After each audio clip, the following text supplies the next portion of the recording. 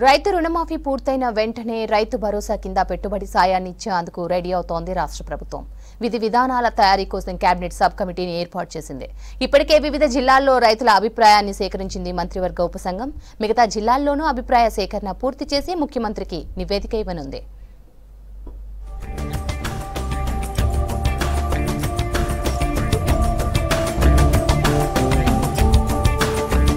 గత ప్రభుత్వంలో రైతు బంధు పేరిట అనేక అక్రమాలు జరిగాయని ఆరోపించింది కాంగ్రెస్.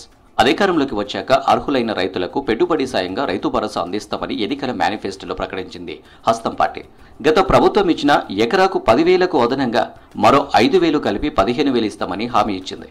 ఈ హామీ ప్రకారం అధికారంలోకి వచ్చిన వెంటనే దీనిపై ఫోకస్ పెట్టింది రేవంత్ సర్కార్. రైతు భరోసా విధి విధానాల తయారీ కోసం కేబినెట్ సబ్ కమిటీని ఏర్పాటు చేసింది. అసెంబ్లీ సమావేశాల ముందు వరకు పలు జిల్లాల్లో సమావేశాలు నిర్వహించి రైతుల అభిప్రాయాలు సేకరించింది సబ్ కమిటీ. ఇందులో అనేక సమస్యలను కేబినెట్ సబ్ కమిటీకి దృష్టికి తీసుకొచ్చారు రైతులు.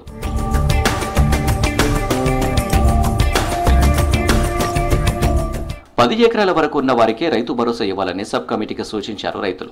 గ్రామాల్లో వెంచర్లు వేసిన వాటికి ఎకరాలు కొనుగోలు చేసి ఖాళీగా ఉన్న భూములకు రైతు భరోసా సాయం ఇవ్వొద్దని మంత్రివర్గ ఉపసంఘానికి సూచించారు. 10 ఎకరాల్లోనూ సాగు ఎంత చేస్తే అన్ని ఎకరాలకి అందించాలన్నారు.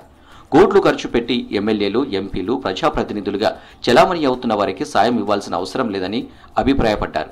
పారిశ్రామికవేత్తలు, ఫామ్ హౌస్లు కట్టుకున్న వారిని, రియల్ ఎస్టేట్ వ్యాపారులను పక్కన పెట్టాలన్నారు. ఇన్కమ్ ట్యాక్స్ రిటర్న్ దాఖలు చేసేవారంతా ధనవంతులు కాదని, బ్యాంకర్లు రుణాలు ఇవ్వాలంటే ఇన్కమ్ ట్యాక్స్ రిటర్న్ అడుగుతున్నారని రైతులు తెలిపారు. ట్యాక్స్ ఫైల్ చేసే వారిలో పేదవారు ఉన్నారన్నారు. వీటన్నింటినీ దృష్టిలో పెట్టుకుని రైతు భరోసా సాయం అందించాలని రైతులు కేబినెట్ సబ్ కమిటీకి వివరించారు.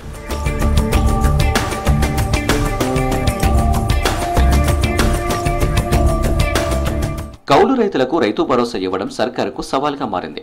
కౌలు రైతులకు రైతు భరోసా ఇవ్వొద్దని కొందరు రైతులు అభిప్రాయపడుతున్నారు. రైతు భరోసాకు సీలింగ్ విధించడం సమస్యగా మారే ఛాన్స్ ఉంది. దీంతో రైతు భరోసా విధి విధానాలు ఎలా ఉండబోతున్నాయన్నది ఆసక్తిగా మారింది. మిగతా జిల్లాల్లోనూ అభిప్రాయ సేకరణ పూర్తి చేసి ముఖ్యమంత్రికి నివేదిక ఇవ్వనుంది కేబినెట్ సబ్ కమిటీ.